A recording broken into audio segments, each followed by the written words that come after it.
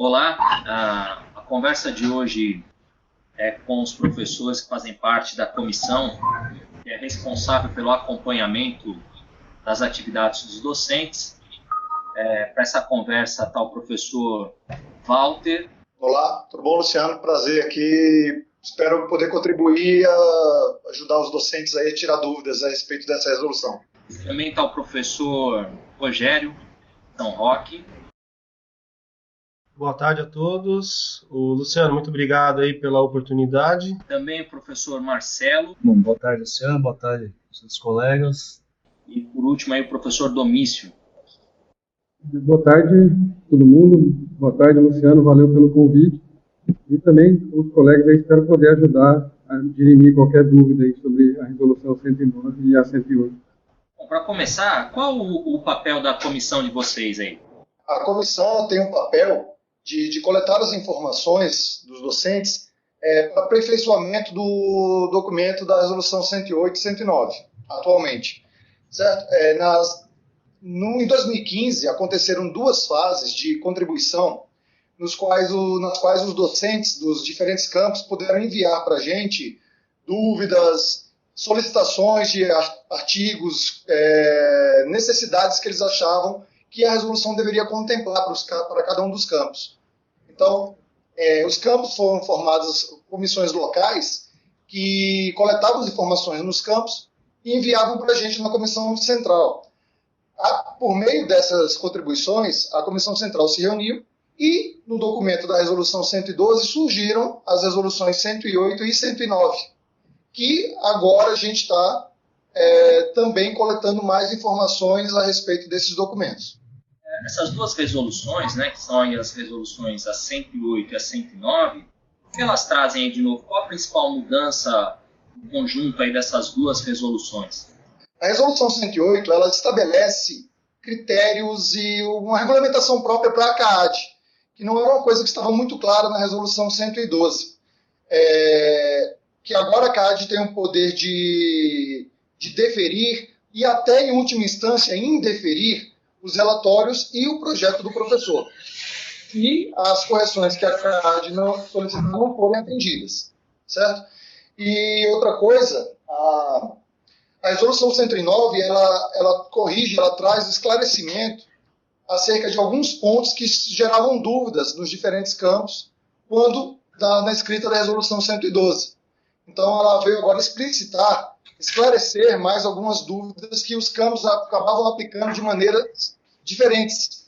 O documento ele é único para o Instituto, então os campos não podem ficar fazendo interpretações distintas do mesmo documento. Uma coisa que é interessante que a resolução 109 coloca, que ela estabelece oficialmente que a gerência do campus tem que construir um calendário já no início do semestre para a atribuição de aulas do semestre seguinte, o que não existia na resolução 112. Então, era tudo feito mais ou menos, né, faz isso, faz aquilo. Agora não. O gerente ele tem que colocar um calendário que obedeça tanto as datas que estão colocadas na 109 quanto na 108, para viabilizar o desenvolvimento da escolha de aulas, atribuição de aulas no semestre seguinte. Em relação a esse calendário, né, agora, já que no semestre passado a gente entregou os relatórios, que são os RITs, né, os relatórios dos professores, agora é a primeira avaliação, então isso, pelo que eu entendi, essa primeira avaliação ocorre em março, está certo isso? Como o Marcelo falou, a gerência ela tem a autonomia de definir o seu calendário. A resolução 108 ela estabelece prazos, certo? Em alguns campos, a entrega do RIT foi feita agora em fevereiro. Em outros, possivelmente, a entrega do RIT vai ficar para março, para alguma data de março. Só que é o seguinte, os campos eles têm que verificar que, para a entrega do RIT, são necessários, às vezes, alguns documentos comprobatórios que, às vezes, o docente não consegue ter esses documentos em posse agora no início do ano, no mês de janeiro ou fevereiro. E assim que esses documentos estão em posse, que ele pode entregar um relatório efetivamente. Existe um prazo, de fato, na resolução 108, que estabelece uma quantidade de dias letivos para a entrega desse relatório. Se bem que, vendo esses casos particulares, as gerências ou cada campus pode determinar uma data para si. Bom, e aí surge a questão de cada campus ter as CAADs, né? É preciso realmente eleger novas CAADs ou dá para aproveitar as CAADs que trabalhavam no tempo da 112? Com a entrada em vigor dessas duas resoluções, o que acontece? Elas revogam as disposições, os documentos anteriores. Então, as CAADs que foram montadas ano passado, para avaliação dos PITs no ano passado, elas foram automaticamente destituídas do cargo. Então, vai ter que ser eleita uma nova CAAD obedecendo às novas resoluções, os critérios da nova resolução. E essa CAAD nova, ela vai começar o trabalho dela na avaliação dos PITs, que são entregues agora para o primeiro semestre, e dos RITs do ano passado. Então, mesmo essa CAAD nova não tendo participado da aprovação dos PITs no ano passado, nos 2 semestres do ano passado, ela terá que fazer o julgamento do RIT relativo a esses 2 projetos que foram entregues. Até porque as novas CAADs têm uma constituição diferente também. Anteriormente existia representante da extensão, da pesquisa e do ensino. Agora a CAAD só é formada exclusivamente por docentes, né? Então no mínimo 3 e no máximo 10 docentes por CAAD. E aí a quantidade de CAADs por campus, quem vai definir vai ser o próprio grupo de cada campus. Cada campus tem que ver a necessidade das CAADs, né? Lógico que o mínimo seria 1, e depende da estrutura, se o campus for formado por departamento, aí é uma CAAD por departamento, então vai depender de cada campus, né? O Walter até falou um pouco da questão da avaliação, né, e dos documentos comprobatórios. Existe na resolução a previsão das pró-reitorias estabelecerem normas. É isso que vai ocorrer agora, nessa primeira avaliação, já teremos essas normas das pró-reitorias, ou isso ainda vocês vão trabalhar junto com as pró-reitorias no desenvolvimento? Uma coisa que deve ficar clara para todo mundo é que não é papel da comissão nossa legislar a respeito de nada disso. A gente não vai atribuir pontuação para nenhuma atividade de extensão, para nenhuma atividade de pesquisa. Os campos estão entrando em contato com a gente perguntando quantas horas deve atribuir para um trabalho de iniciação científica do ensino médio, por exemplo. Isso não é uma atribuição nossa. A gente colocou no documento que as pró-reitorias podem soltar regulamentos específicos justamente para fazer isso. Então, se a pró-reitoria de pesquisa lançar um documento, uma normativa, indicando intervalos ou quantidade de horas fixas para determinadas atividades, isso é uma competência dela e não nossa. Então, por isso que a gente colocou que as pró-reitorias podem lançar alguns regulamentos específicos justamente para determinar a quantidade de horas a ser atribuída a cada uma dessas atividades. Uma possibilidade que a resolução, né, a 109 traz é de possibilitar o campus, por meio de comissões internas e aprovação do Conselho de Campus, que eles consigam definir regras específicas para a realidade de cada campus. Né? Então, essas questões, né, em todos os campos que a gente foi até agora conversar sobre a resolução, existem muitas essas perguntas. Quantas horas atribuir para isso? O que eu considero como pesquisa? Vou fazer uma disciplina com uma aluna especial? Então, se não existe uma regulamentação ainda das pró-reitorias, né, e nem da reitoria, o campus tem a possibilidade, de acordo com o seu entendimento, de acordo com as suas especificidades, criar um regulamento, uma normativa interna, e que essa normativa vai valer para todos os servidores, para todos os docentes, e não específico para uma área ou para uma CAAD. Seria para todos os docentes daquele campus que definiu aquela regra. Até pelo que o Marcelo acabou de falar, vocês estão visitando os campi. Que trabalho vocês estão fazendo atualmente, que a comissão, né, na verdade, está fazendo atualmente? Desde o início de fevereiro, a gente vem realizando visitas que já foram programadas, algumas já desde o final do ano passado, nos campos. A gente está fazendo visitas presenciais. Atualmente, a nossa comissão conta com 9 membros. Esses 9 membros eles foram divididos pela sua região de lotação e estão visitando os campos mais próximos. Então, por exemplo, eu já fiz visita em Bragança Paulista, em Tatu, e ontem eu fiz no meu campus, aqui em Campos do Jordão. Vou fazer visita em São José e a gente está tentando ainda agendar alguns campos que não foram agendados ainda. A gente pretende visitar todos os campos. A gente está conversando, explicando, apresentando a resolução para o pessoal, quais são os pontos de mais importância, assim, que geram mais dúvidas para os docentes. A gente está coletando informações a respeito do documento, o que é que não está dando certo em um campus, o que é que eles gostaram da modificação em outros. Então, os membros foram divididos e a gente atualmente está fazendo essas visitas. Que o Marcelo, no ano passado, entrou em contato com todos os membros das comissões locais falando sobre essa visita. Alguns responderam e as visitas foram agendadas, estão sendo já realizadas. Outros campos ainda nem responderam, fizeram agendamento. Então a gente está indo atrás. Com relação a essas visitas, assim, uma coisa que a gente tem notado de uma maneira geral é que a gente até sente chateado por causa disso, de uma certa maneira, é o fato de a gente agendar a visita no campus, visitar o campus, e às vezes naquele determinado momento, naquela visita que já estava programada há algum tempo, está acontecendo outra reunião em paralelo de docentes no campus, mesmo eles sabendo da nossa presença lá. E os docentes não vão participar da reunião com a gente, vão participar de reuniões paralelas. Então, é uma coisa que é extremamente importante para os docentes. A gente só vai uma vez em cada campus, tá?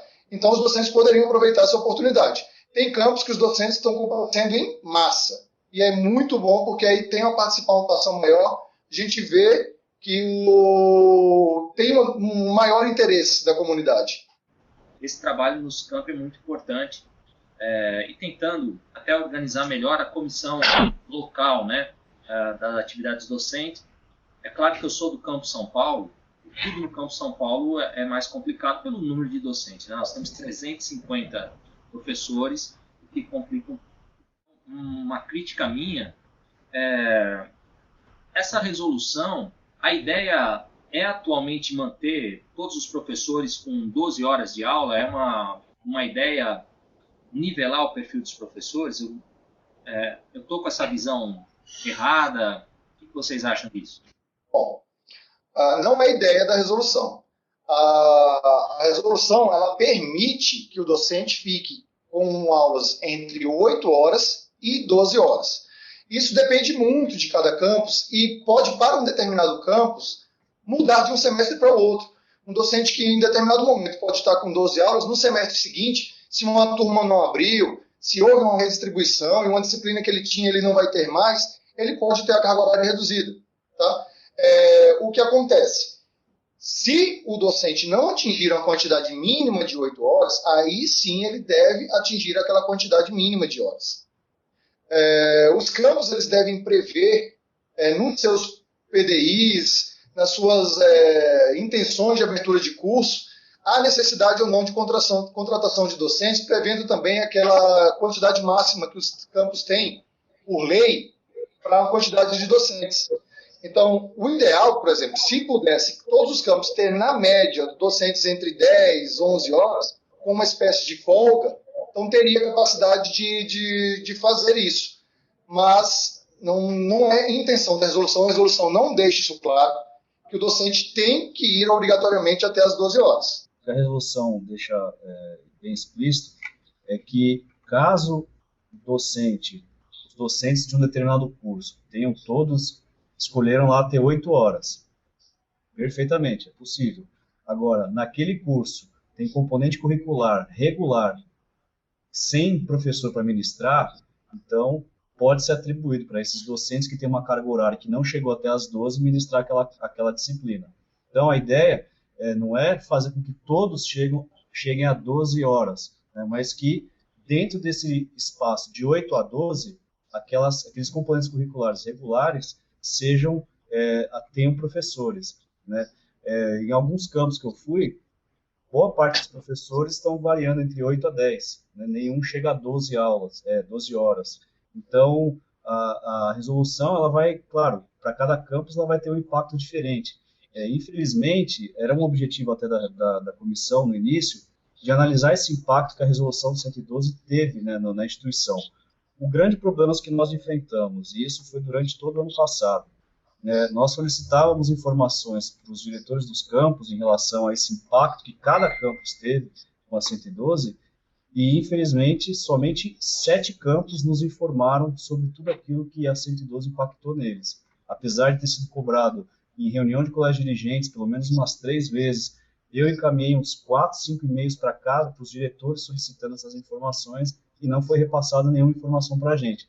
Então é difícil a gente conseguir até julgar essa 8 a 12 como sendo bom, ruim, porque a gente não tem informação sobre se esse número que existia na 112, de fato, impactou negativamente os campos ou positivamente. A gente não tem essa avaliação, né? Os campos não trouxeram essa informação para a gente e a gente não tinha como partir de alguma possibilidade de mudança desses números para facilitar a vida do docente em relação à pesquisa, extensão, ensino ou alguma outra coisa que ele ache necessário. Eu vou dar aqui meu relato estando no Conselho Superior. Né? No Conselho Superior, que a gente está ali aprovando os cursos, tentando analisar a força de trabalho, que também faltam muitos dados, os diretores pouco informam o Conselho Superior. O problema é que todos os cursos que estão sendo abertos, a previsão é dos professores terem na média de 12 horas de aula. Então, quer dizer, os campos que hoje têm abaixo disso, é porque ainda não entrou plenamente em funcionamento os cursos. Apenas um campus fez diferente, colocou uma média de 10 horas de aula, que foi o campus Campinas. Eu falei sobre isso e todo mundo entendeu como uma crítica, né? Eu falei, pô, Campinas, por que só Campinas é diferente? Né? Só Campinas estava com a média de 10. No futuro, atualmente tem campus com professores com quantidade menor, mas é porque ainda não se implantou toda a carga horária daquele curso. Então é algo bacana de vocês falarem nos campos, porque é o planejamento do camp, né? Se não planejar para isso, o campus vai chegar, todos os professores vão estar com 12. E aí fica complicado de ter aula de dependência, um programa de recuperação paralela, assim por diante, fica muito complicado. O planejamento que nós precisamos, assim, nesse vídeo, eu espero que os professores também entendam, porque a partir do momento que se cria um PDI, onde você trabalha só com a carga horária máxima do docente, é óbvio que você não vai ter essa flexibilidade das 8 às 12. Então, é fundamental que os campos, né, todos os campos, eles entendam isso. É fundamental que se cobre a comissão permanente do PDI uma rápida revisão, e inclusive estabelecendo como critério esse pensar o trabalho docente, não como se a gente fosse uma fábrica de salsicha, que todo mundo tem que trabalhar o máximo possível de horas, né, na ideia da produção enxuta. Mas que a gente tivesse lá essa referência, e eu acho que Campinas fez bem, né, pegou a média aí entre 8 e 12, para que haja essa possibilidade mesmo de flexibilidade, para que os professores possam, inclusive, se alternar. Você colocou bem, hoje é impossível uma recuperação paralela nos termos da lei ou nos termos que estão colocados pela Pró-Reitoria de Ensino. Porque se a gente colocar a recuperação paralela mais toda a carga horária dos cursos, a gente vai ter uma inviabilidade de mão de obra, de força de trabalho. Mas, infelizmente, o que a gente tem percebido é que são poucos os diretores com essa percepção. E se o diretor não traz isso para a comunidade dele, o PDI fica do jeito que está. A gente tem que lembrar que o atual PDI foi feito com base na 270. Quase todos os campi trabalharam com a carga horária máxima da 270, que era 17 horas, e é óbvio que isso está estourando, e isso, concordo com você, no momento que tiver todos os cursos rodando, talvez até se inviabilize as 12 horas. Então, há uma urgência, e aí talvez você, como conselheiro aí no Consup, você possa também contribuir nesse sentido, há uma urgência de a gente rever os PDIs. Alguns professores fizeram a leitura do artigo 14 da seguinte forma, que, tendo a necessidade, o professor poderia ficar com uma carga além das 12 horas. Isso realmente é possível um professor ter uma carga, sem o professor querer, ter uma carga superior às 12 horas? Artigo 9, parágrafo 1º, está escrito que, a critério exclusivo do docente, poderá ser dedicadas até no máximo 16 horas de aula semanais às atividades de regência de aula. Então, aí tem uma palavrinha que é exclusivo. O docente só pode ir além das 12 horas se ele quiser, se ele aceitar. Aqui no meu campus, por exemplo, aqui em Campos do Jordão, tem professores que aceitaram ir até 14 horas, porque sobraram alguns componentes curriculares que eles já estavam no limite, só que sobraram 3 ou 4 componentes que não justificavam a contratação de um professor. Então, eles aceitaram cada um pegar 2 componentes e ir além um pouco daquele limite de 12 horas. Então, eles estão com 14 horas de aula. Mas isso é critério exclusivo do docente, ele não pode ir além. Não pode esquecer também que ao longo de todo, pelo menos isso é o espírito que está desde a 112, permaneceu agora na 108 e 109, que é a ideia do equitativo.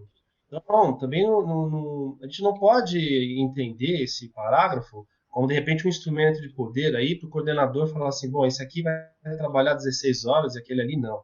Na verdade, tem que manter a equidade, quer dizer, todo mundo tem que estar com um equilíbrio em termos de número de horas. Então, o que a gente quis criar aí foi a condição para que o coordenador, pensando de forma equitativa e observando quem ainda não atingiu as 12 horas, ele consiga atribuir essa disciplina e o aluno não ficar sem aula. Quer dizer, a ideia é o aluno não ficar sem aula e não sobrecarregar um ou outro colega.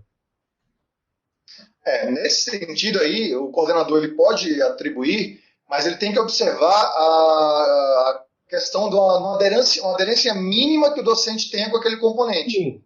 Não é também para pensar em alguns campos assim, que tem, por exemplo, um curso de matemática tem um componente sobrando e tem um professor que é da área de administração que não atingiu as 8. Claro, esse componente da matemática não vai para o professor da administração. Então, isso aí talvez esteja até alguma interpretação que alguns campos estejam fazendo. Se tem um professor que não atingiu as 12 e tem um componente sobrando, quer passar para ele. Mas tem que verificar se ele tem a competência para tal. A resolução 109, ela colocou a questão do curso FIC no seguinte sentido. Ela fala que aquele docente que não atingiu a carga horária mínima de 8 horas de aula, ele deve oferecer um curso de aperfeiçoamento interno ou de extensão, no qual, na maioria dos campos, é onde o FIC se classifica, mas porém de ser oferecido, de certa forma, divulgado pela extensão, o curso FIC é ensino. Então, o docente, aquele que ministra um curso FIC, ele pode colocar aquilo na sua regência de aula. O que a gente deixa claro na resolução, eu precisaria até ver qual parágrafo, eu acho que é no parágrafo... no parágrafo 8 do artigo 14. Ela diz que o docente tem que oferecer um curso de aperfeiçoamento externo ou de extensão, caso não tenha atingido as 8 horas. Em outro lugar, diz o seguinte, que o docente ele não pode preterir, assumir um componente curricular regular por um FIC. Não é aquele docente, eu quero abrir um FIC, mas tem componente regular obrigatório, regular a ser oferecido, ele não pode escolher um FIC a este componente. Mas aquele docente que tem a necessidade, que gosta e quer ministrar um curso FIC, ele tem direito às horas dedicadas ao curso, mais as horas de preparação. Aí ele pode colocar isso no horário consolidado dele.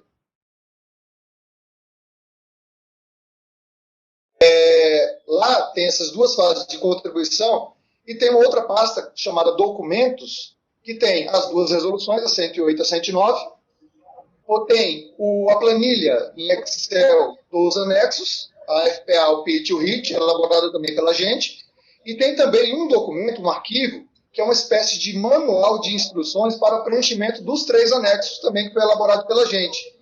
Visto que os docentes eles tinham certas dúvidas para preenchimento, e antes mesmo de a gente ter a ideia de fazer visitas aos campos, a gente elaborou esse documento para ajudar os docentes no preenchimento daqueles anexos.